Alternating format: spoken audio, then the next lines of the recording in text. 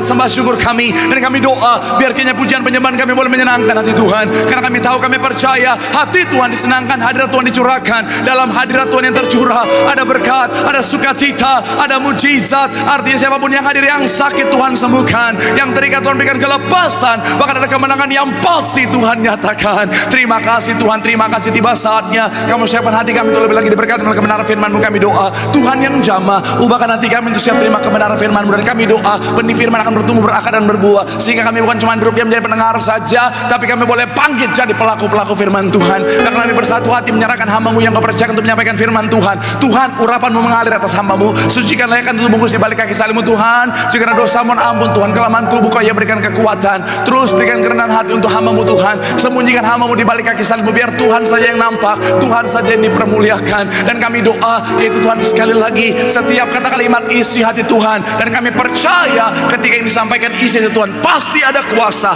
pasti memberkati setiap kami. Berbicaralah Tuhan, karena kami siap untuk mendengarkannya dalam nama Yesus. Mari yang siap diberkati dengan sukacita sama-sama kita katakan amin. Tepuk tangan yang paling meriah buat Tuhan. Haleluya. Silakan duduk saudara. Terima kasih buat setiap rekan-rekan yang sudah melayani dengan luar biasa. Dan dari mimbar ini saudara, saya mau sampaikan salam damai sejahtera. Shalom. Sekali lagi shalom. Haleluya. Dalam Tuhan ada sukacita, dan di mana ada sukacita pasti ada senyuman di wajahnya. Boleh sama-sama berikan senyuman dulu, jumpai kanan kiri depan belakangmu dengan senyuman yang paling manis. Katakan mari bersukacita dalam Tuhan.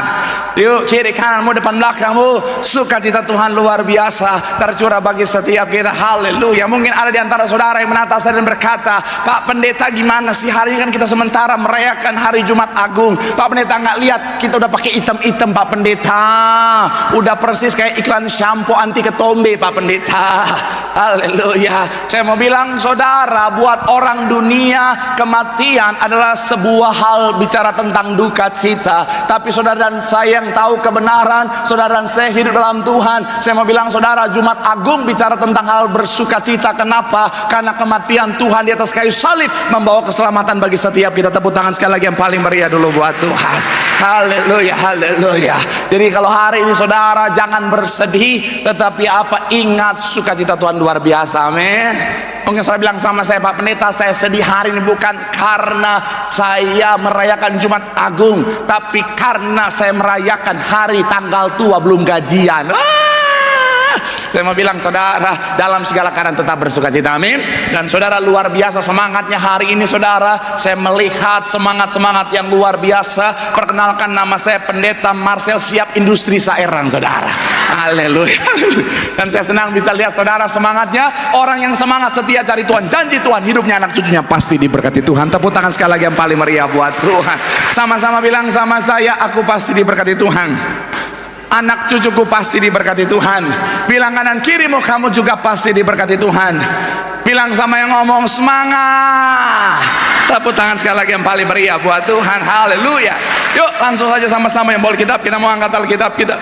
Alkitab juga boleh, Alkifon juga boleh. Yang nggak boleh kitab, angkat tangan juga boleh. Yuk sama-sama dengan iman percaya, sama-sama kita katakan dalam nama Tuhan Yesus, aku percaya Alkitab ini adalah firman Tuhan.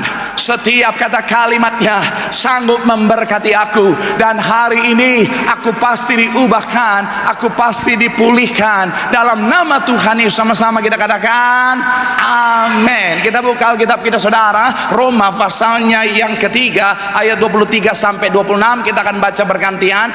23 saudara, 24 kita akan baca sampai ayat yang ke-26 sama-sama di ayat yang ke-26. Yuk yang sudah di sana, Roma 3:23 sampai 26 boleh bilang haleluya. Ayat 23 demikian firman Tuhan, karena semua orang telah berbuat dosa dan telah kehilangan kemuliaan Allah. Ayat 24 silakan.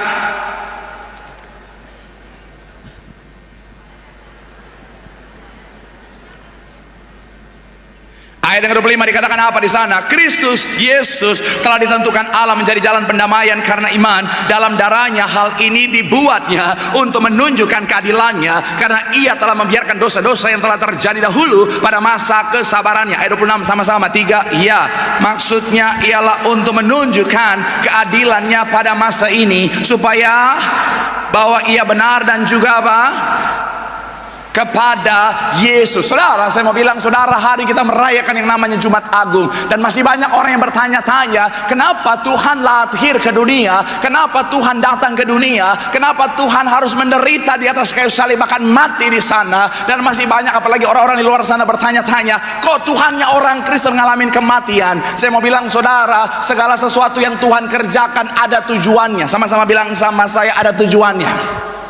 Amin. Dan salah satu tujuan Tuhan melalui karya salibnya adalah bicara tentang pendamaian. Sama-sama bilang sama saya, pendamaian. Sama-sama bilang sama saya, pemulihan. Sama-sama bilang sama saya, tujuan. Sama-sama bilang sama saya, untuk memulihkan. Amin. Itu adalah salah satu tujuan Tuhan di dalam karya salibnya, dan itu akan sama-sama kita akan bahas hari ini saudara. Makanya judul khotbah saya hari ini adalah bicara tentang pemulihan. Dan hari ini kita akan sama-sama melihat saudara, di dalam tema pemulihan ini saudara, bicara tentang pemulihan di dalam karya salib Tuhan. Sama-sama bilang sama saya, pemulihan di dalam karya salib Tuhan.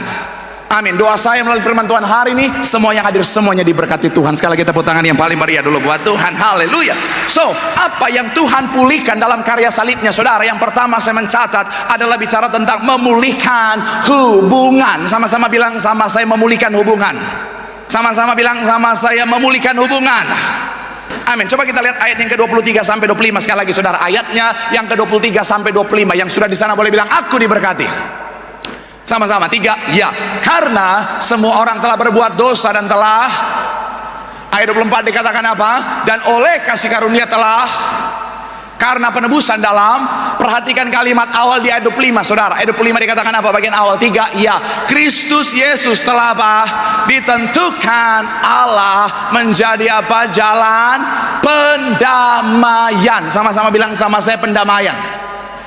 Amin. Pada mulanya ketika Tuhan menciptakan manusia, saudara bisa melihat di Taman Eden hubungan antara manusia dan Tuhan itu begitu indah, begitu luar biasa, di mana manusia bisa berjumpa dengan Tuhan, manusia bisa bercakap-cakap dengan Tuhan, manusia bisa berjumpa muka dengan Tuhan saudara. Hubungan yang begitu indah di sana. Tapi saya mau bilang saudara, oleh karena dosa, oleh karena pelanggaran, maka manusia tidak bisa akhirnya apa? Punya hubungan yang sama. Terjadi yang namanya kerusakan hubungan di sana, karena dosa menjadi jurang pemisah antara Allah yang kudus dan manusia yang saat itu dikuasai oleh dosa. Makanya akhirnya apa? Manusia dilempar, dibuang, dikeluarkan dari Taman Eden saudara. Dan saya mau bilang saudara, inilah yang akhirnya apa? Menjadi tujuan Tuhan di dalam karya salibnya. Karena saya mau bilang saudara, dosa benar-benar merusak hubungan antara Tuhan dan manusia. Makanya untuk akses sama Tuhan jadi sangat-sangat berubah, jadi sangat-sangat sulit saudara. Kalau saudara ingat ketika yang namanya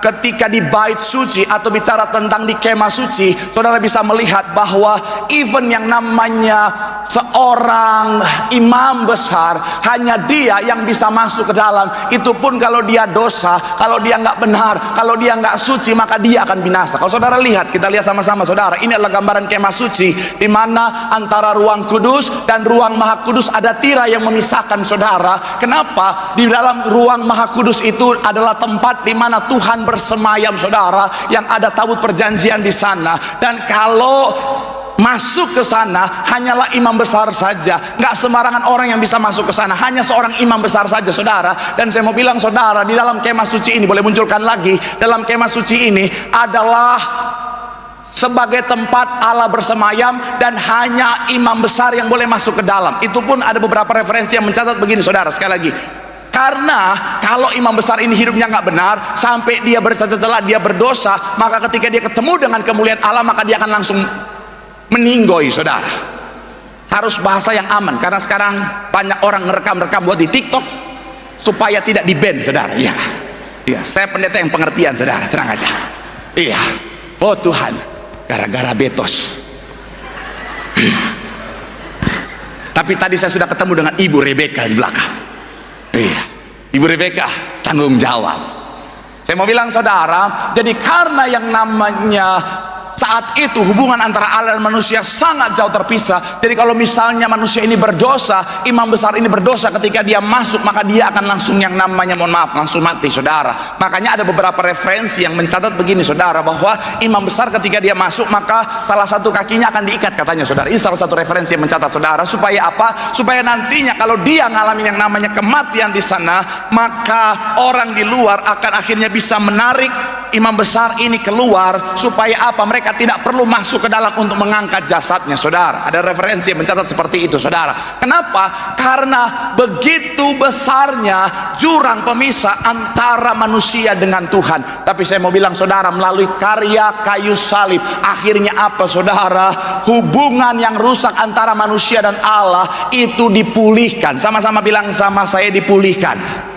Amin. Makanya karya kayu salib ditandai ketika Tuhan Yesus lakukan karya kayu salib, tabir bait Allah, tabir bait suci itu, saudara, akhirnya terbuka. Boleh munculkan gambarnya. Jadi pada saat itu ketika Tuhan mengerjakan karya kayu salibnya, maka akhirnya apa? Tabir bait Allah, tabir bait suci itu terbuka, ruang maha kudus jadi terbuka. Gambaran tentang apa? Tidak ada lagi batasan antara manusia dengan Tuhan. Kita punya hubungan yang sudah dipulihkan. Yang setuju boleh berikan tepuk tangan yang paling meriah buat Tuhan. Dan saya mau bilang, saudara, ini satu hal yang sangat indah dalam kehidupan setiap kita. Kita punya hubungan dengan orang penting aja indah sekali, luar biasa. Kita punya hubungan dengan presiden aja, saudara, itu indahnya luar biasa. Saudara bisa bayangkan, saudara punya hubungan dengan presiden. Saya percaya isi postingan Anda semuanya isi presiden semuanya, saudara. Karena memang begitu indah, saudara. Dan sekarang saya percaya ada banyak hal luar biasa yang akhirnya bisa kita raih, saudara, dalam kehidupan setiap kita. Nah, apalagi ketika saudara dan saya punya hubungan dengan raja di atas segala raja. Amin. Makanya sekali lagi saya mau bilang, saudara, ingat baik, melalui karya kayu salib hubungan kita dengan Tuhan sudah dipulihkan. Katakan amin. Makanya hargai privilege ini. Saya mau bilang, saudara, ini satu anugerah yang luar biasa. Orang Kristen yang tidak menghargai apa yang sudah Tuhan anugerahkan, hubungan yang begitu indah yang sudah Tuhan anugerahkan, mohon maaf ya, bahasa Ibraninya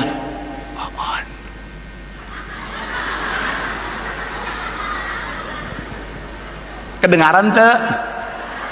Iya. Saya mau bilang sekali lagi, saudara, bahasa Ibraninya, terima kasih buat juru bicara saya di depan sini, Itoku. Saya mau bilang sekali lagi, saudara, hubungan dengan Tuhan itu begitu indah. Dan saya mau bilang, saudara, kalau kita nggak punya hubungan dengan Tuhan, kita nggak akan kuat di dunia hari-hari ini, saudara. Kenapa? Karena dunia hari-hari ini Alkitab bilang makin hari makin jahat. Dan saya mau bilang, saudara, masalah tantangan persoalan kehidupan hari-hari, saudara, makin hari makin berat. Kalau kita tidak terhubung dengan Tuhan, kita akan lemah. Kalau kita tidak terhubung dengan Tuhan, kita bisa kalah. Ibarat handphone yang tidak terhubung dengan charger, akan ada saat dia lemah, dia lowbat dan gak kuat lagi. Tetapi kalau saudara dan saya, ibarat handphone itu, kita selalu terhubung dengan Tuhan. Mau apapun masalah tantangan persoalan kehidupan, kita tetap kuat. Karena kenapa? Kita punya kekuatan yang berasal dari Tuhan. Tepuk tangan yang paling meriah dulu buat Tuhan. Haleluya. Maka sekali lagi saya mau bilang, saudara, jangan sampai karena kesibukanmu, jangan sampai hanya karena karirmu, jangan sampai hanya karena hal-hal yang di luar itu, saudara, membuatmu tidak menghargai hubunganmu dengan Tuhan. Pastikan apa? Jaga keintiman dengan Tuhan. Setiap hari jangan pernah mulai hari tanpa berdoa, tanpa pujian penyembahan. Karena saya mau bilang, saudara, ketika kita selalu terkoneksi dengan Tuhan, apapun masalah tantangan persoalan kehidupan, dengan bang kita bisa berkata, segala perkara dapat kutanggung dalam Dia yang memberikan kekuatan kepadaku. Sekali lagi tepuk tangan sorak-sorak yang paling meriah buat Tuhan. Haleluya. Bilang sama kanan kirimu, karya salib memulihkan hubungan kita dengan Tuhan. Tepuk tangan yang paling meriah buat Tuhan. Haleluya. Yang kedua, saudara, apa yang Tuhan pulihkan melalui karya salib? Yang kedua saya mencatat adalah pemulihan gambar diri. Sama-sama bilang sama saya, pemulihan gambar diri. Sama-sama bilang sama saya, gambar diri. Coba kita lihat ayat 23 dan 24 sekali lagi, saudara. 23 dan 24. Yuk, yang sudah di sana boleh bilang haleluya. 3, ya. Karena dan telah, ayat 24 dikatakan apa? Dan oleh, sama-sama bilang sama saya, kasih karunia. Sama-sama bilang sama saya, karya salib telah dibenarkan dengan apa? Cuma-cuma. Karena apa? Penebusan dalam Kristus. Saya mencatat di sini, saudara, pada saat penciptaan manusia, Tuhan menciptakan saudara dan saya serupa segambar seperti Kejadian 1 ayat 27 dikatakan apa? Kejadian 1 ayat yang ke-27, sama-sama kita baca. 3, ya. Maka Allah menciptakan manusia itu apa? Menurut gambar dan gambarnya. Menurut apa? Gambar Allah diciptakannya dia, laki-laki dan diciptakannya mereka. Sekali lagi dikatakan apa? Maka Allah menciptakan manusia itu apa? Menurut gambarnya. Kata gambarnya ini saudara, bahasa aslinya saudara bicara tentang yaitu Selem, artinya apa? Exactly the same. Dan juga bicara tentang a representative figure saudara. Artinya begini, ketika Tuhan menciptakan saudara dan saya secara tampilan, maka saudara dan saya persis seperti Tuhan. Katakan amin. Dan gak cuma sampai di situ saja saudara, Tuhan juga memberikan rohnya dalam kehidupan setiap kita. Artinya apa? Baik tampilan luar maupun apa yang di dalam roh kita ini saudara adalah persis seperti Tuhan, karena Tuhan bersemayam di dalamnya. Katakan amin. Nah, tetapi begini saudara, oleh karena dosa, oleh karena pelanggaran, akhirnya dosa ini mengotori yang tadinya saudara dan saya bersih, yang tadinya saudara dan saya sempurna, yang tadinya saudara dan saya mulia, kita akhirnya menjadi rusak, kita akhirnya menjadi kotor saudara. Gambaran sederhana begini saudara, coba teman-teman saya, tim saya boleh bantu saya. Totalitas, haleluya. Nah, begini saudara, dalam kehidupan setiap kita, tambahin dikit. Ya, silakan. Kebalik. Iya, ini nih, gara-gara lagi puasa ya. Ya. Nah, ini baru benar. Nah, saya mau bilang saudara, ini adalah gambaran saudara dan saya. Saya bisa kasih gambaran saudara yang sebelah di sini saudara, yang saya tak akan tambahkan airnya saudara, adalah gambaran saudara dan saya. Saudara dan saya, kita dan Tuhan sebenarnya saudara satu ciptaan yang sama. Kenapa? Karena sekali lagi artinya begini saudara, maksudnya Tuhan menciptakan saudara dan saya sama seperti dirinya saudara, bersih, tidak bercacat celah, bersih, sempurna. Sama-sama bilang sama saya bersih, sama-sama bilang sama saya tidak bercacat celah. Amin. Saudara dan saya exactly the same, sama seperti Tuhan. Nah, tetapi begini saudara, oleh karena dosa. Tapi ingat, ini saya ingat satu cerita saudara. Jadi satu ketika ada 4 orang dari daerah masing-masing saudara, mereka lagi menantau ke Jakarta. Akhirnya singkat cerita, mereka lagi datang ke sebuah kafe, ke sebuah restoran, mau pesan minum. Yang pertama orang Manado, dia pesan, pelayan pesan extra Joe. Iyo, karena orang Manado jadi extra Joe. Iyo, extra Joe. Yang kedua dari Papua, dia pesan, pelayan pesan minuman ale-ale dari Papua. Yang ketiga dari Jawa, dia pesan, pelayan pesan minuman marimas. Iya dong. Yang terakhir orang Ambon, dia bingung, dia dengar 3 orang tadi teman-temannya pesan minuman ada bau-bau daerahnya. Akhirnya dia nggak habis akal, dia bilang, pelayan pesan betadin. Oh Tuhan, itu jokes bapak-bapak tahun 80-an saudara, masih lucu sampai hari ini saudara. Nah, balik lagi, ini adalah gambaran saudara dan saya. Kita diciptakan sempurna sama seperti Tuhan pencipta setiap kita, serupa segambar seperti Allah. Tetapi oleh karena dosa, maka akhirnya apa? Dosa mengotori setiap kita saudara. Dosa akhirnya apa? Membuat saudara dan saya kurang dosanya, tambah lagi. Ini dosanya banyak, ini orang ini dosa banyak ini. Oh dia memang Senin sampai Sabtu, yang memang enak, yang memang enak, yang memang asik, yang memang asik. Nah ini dia. Oh banyak dosa dia. Oh Senin sampai Sabtu dia, ajojing.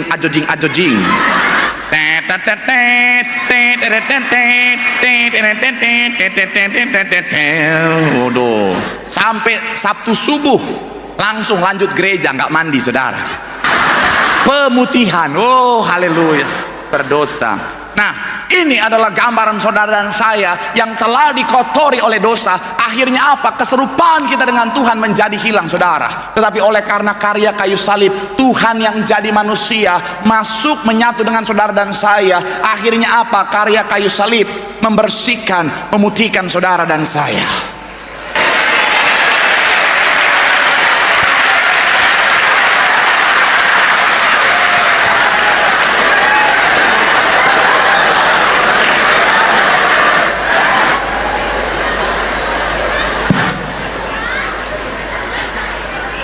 Saya sudah siap-siap mau jadi pesulap juga, saudara.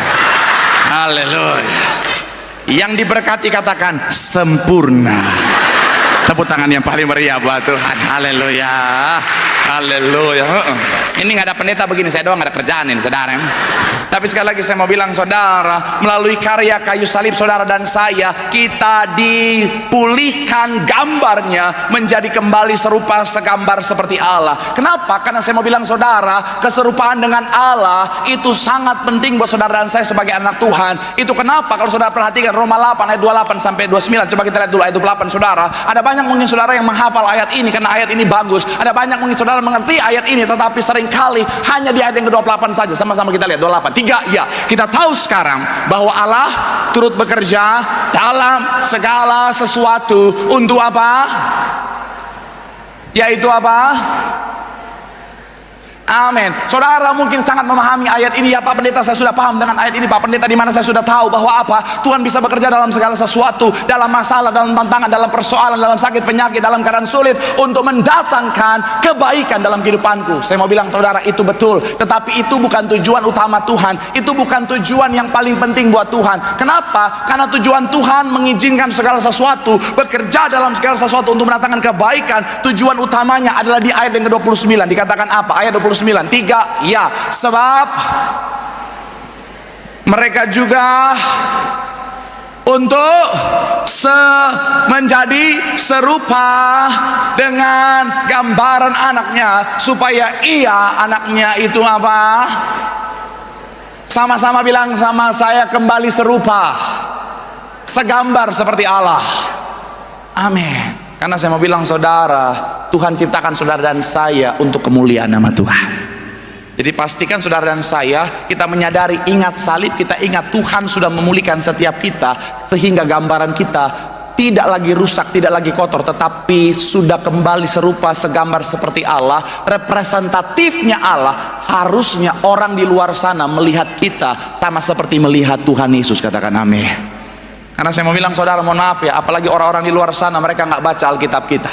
Mereka nggak baca kitab kita. Yang mereka baca adalah bagaimana kehidupan kita. Kalau hidup kita nggak mencerminkan Yesus, bagaimana orang mau mengenal Yesus dalam kehidupan setiap kita? Saya mau bilang mohon maaf ya, ada banyak orang ngakunya Kristen tapi nggak mencerminkan kekristenan saudara. Saya dengar satu kisah saudara, seorang Mahatma Gandhi saudara, dari India saudara. Satu statement dia yang begitu luar biasa, dia bilang begini saudara, I Cikilarte, I tell you, oh tum here jahe. Enggak, yang itu saya ngarang sendiri saudara. Enggak, kisah Mahatma Gandhi adalah dia sangat tertarik dengan Yesus, dia sangat tertarik dengan kekristenan saudara. Tetapi ketika dia datang ke sebuah gereja di India, yang dia temukan adalah apa saudara?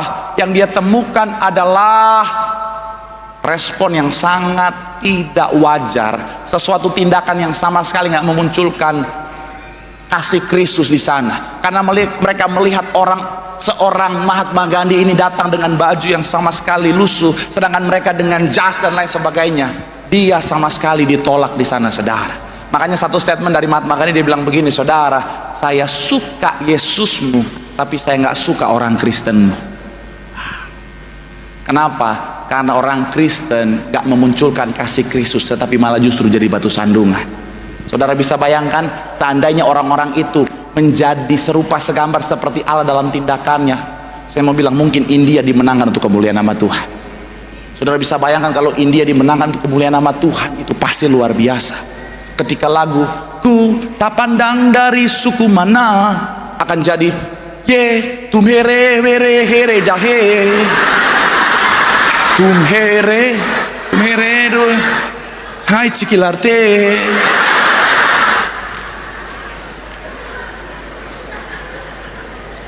Tolong jangan ketawa, saya lagi serius hari ini saudara. Saya lagi takut saudara. Oh Tuhan. Tapi itulah makanya sekali lagi saya mau bilang saudara, ayo kita diciptakan sudah dipulihkan serupa segambar seperti Allah. Orang harus melihat Yesus hidup dalam kita. Boleh berikan tepuk tangan yang paling meriah buat Tuhan. Jangan ngakunya Kristen, kalung salib, anting salib, gelang salib, baju salib, tinggal disalib yang belum.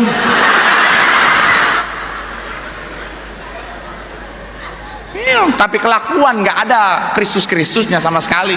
Orang lihat dia nggak ada Yesus-Yesusnya, orang lihat dia kayak Yudas Iskariot ini orang. Saya mau bilang sekali lagi saudara, yuk gambar diri kita sudah dipulihkan. Pastikan melalui kehidupan setiap kita orang bisa melihat ada Tuhan yang hidup, sehingga melalui kehidupan setiap kita banyak jiwa dimenangkan untuk kemuliaan nama Tuhan. Tepuk tangan yang paling meriah buat Tuhan. Bilang sama kanan kirimu, karya salib memulihkan gambar diri kita supaya hidup kita memuliakan nama Tuhan. Sekali lagi tepuk tangan yang paling meriah buat Tuhan. Yang terakhir, imam musik boleh siap-siap. Apa yang Tuhan pulihkan melalui karya salib? Yang ketiga saya mencatat adalah bicara tentang memulihkan tujuan. Sama-sama bilang sama saya, memulihkan tujuan. Sama-sama bilang sama saya, memulihkan tujuan. Ayat 26 saudara, masih dalam Roma 3 tadi saudara, ayatnya yang ke-26. Sama-sama kita baca 3. Ya, maksudnya ialah bahwa ia benar dan juga apa? Sekali lagi saudara, bahwa ia dan juga membenarkan orang yang, haleluya. Saya mau bilang saudara, manusia sejak semula bukan diciptakan untuk binasa. Sekali lagi, manusia sejak semula kita bukan diciptakan untuk binasa. Itu kenapa kalau saudara pelajari kitab Kejadian, Tuhan menciptakan manusia untuk hidup selamanya, untuk hidup kekal di Taman Eden. Katakan amin. Nah, tetapi oleh karena dosa yang tadinya tujuan Tuhan adalah kekekalan, dosa itu melencengkan tujuan menjadi kepada kebinasaan. Makanya dosa bahasa aslinya itu hamartia saudara. Hamartia itu secara harafiah bicara tentang salah sasaran atau meleset dari sasaran. Kira-kira gambarnya seperti ini saudara, yang bisa menggambarkan saudara.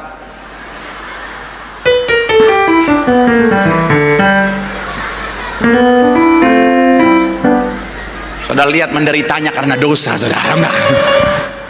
Saya mau bilang saudara, gara-gara salah sasaran, akhirnya manusia menuju pada kebinasaan. Bukan seperti sasaran awal, yaitu apa? Kehidupan yang kekal saudara.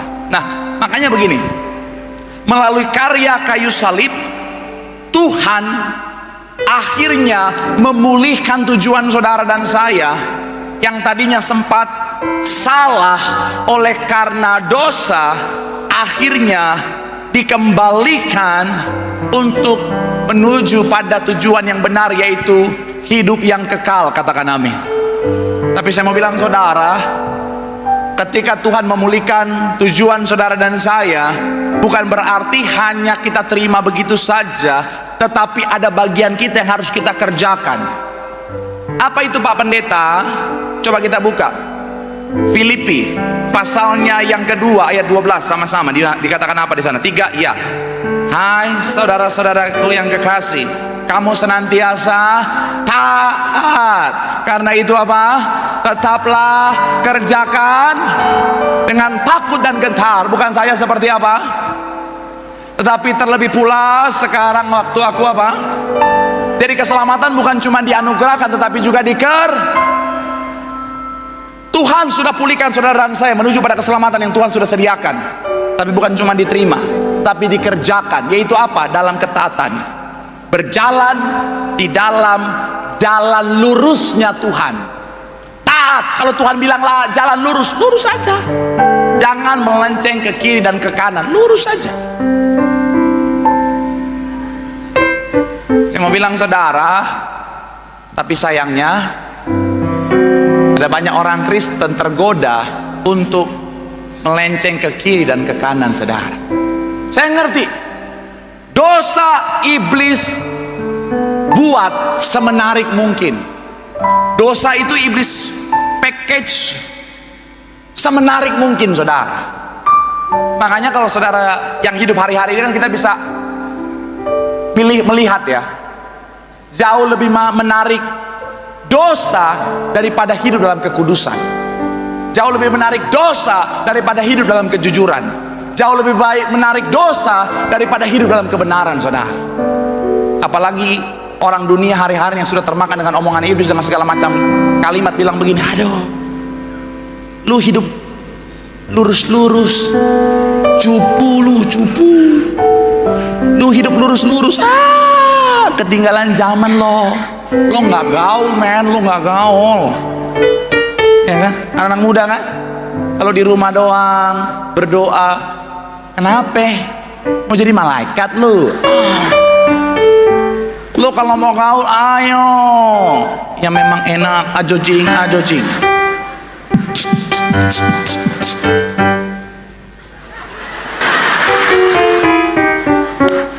kan? Lu hari-hari gini lu mau jujur, aduh, nggak menarik hidup lu. Lu kalau hidup jujur dalam pekerjaan, dalam bisnis, dalam usaha, lu jujur, aduh, kismin terus lu. Mendingan kayak kita nih, lu belok kiri kanan dikit nggak apa-apa lah, tipu-tipu dikit nggak apa-apa lah. Lu tipu-tipu dikit, cuan, hepeng, doi. Lu jujur, nah adong hepeng bos, cuan, nyanda ada doi di sana bos. Ayo. Ada kesempatan nih, udahlah, curi aja tipis-tipis. Banyak juga boleh kan, nggak ketahuan. Udahlah, daripada lu jujur, aduh.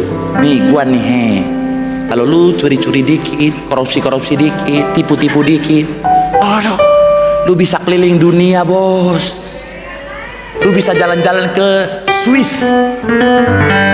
Lu bisa merasakan dinginnya es salju di Swiss. Kalau jujur terus, ya, lu kepanasan lu. Bekasi Harapan Indah.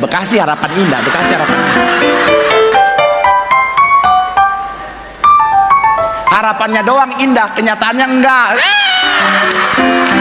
Mohon maaf buat orang Harapan Indah, ampun. Oh Tuhan, we love Bekasi. Lu ya, udahlah, dikit-dikit aja nggak apa-apa. Lu kalau korupsi dikit ini udah lu ntar bisa beli mobil mewah lu, Pajero, Fortuner, Lexus, apalagi Alphard. Banyak. Duduk di mobil dingin, pilot seat, lu lurus ya, paling naik Supra geter lu.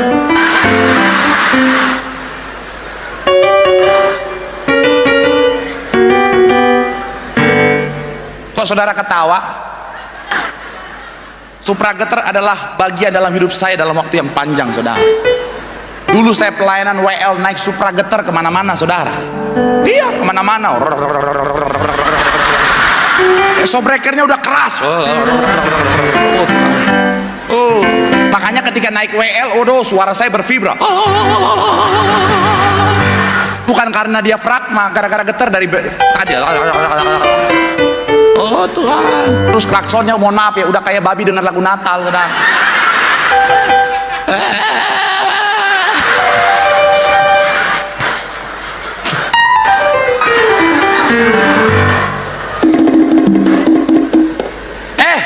Ini cerita sedih loh, kok saudara ketawa?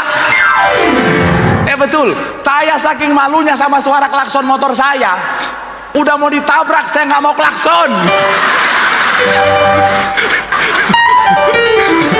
Daripada malu.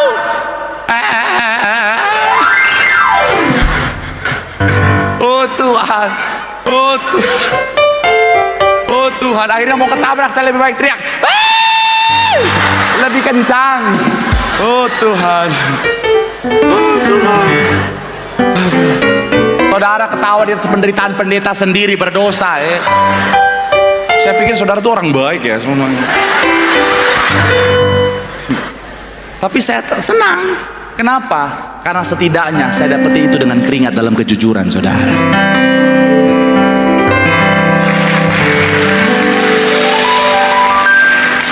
Nggak usah sok baik, tadi ketawain, sekarang tepuk tangan. Tidak mempan Amirah. Tapi saya mau bilang saudara, ya lebih baik begitu daripada saudara nikmatin semua yang serba enak tapi dengan cara ketidakbenaran, saudara. Ada satu ayat dalam Amsal yang sangat menegur, bilang begini, saudara.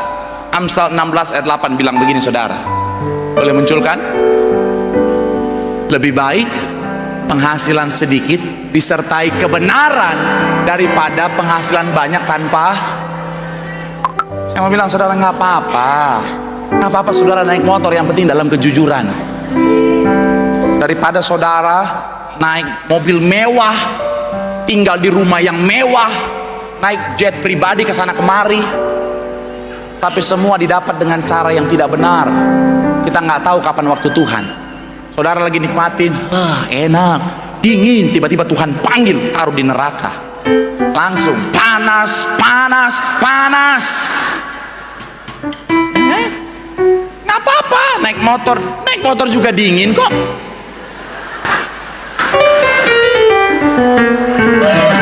Dingin banget lagi.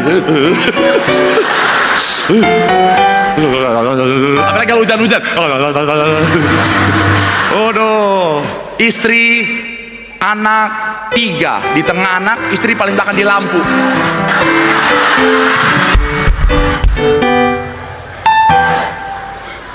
Gak apa-apa, dingin, naik motor juga dingin. Saya aja sekarang lagi kedinginan, masuk angin lagi sering sekarang tuh. Iya, kena angin ketenaran.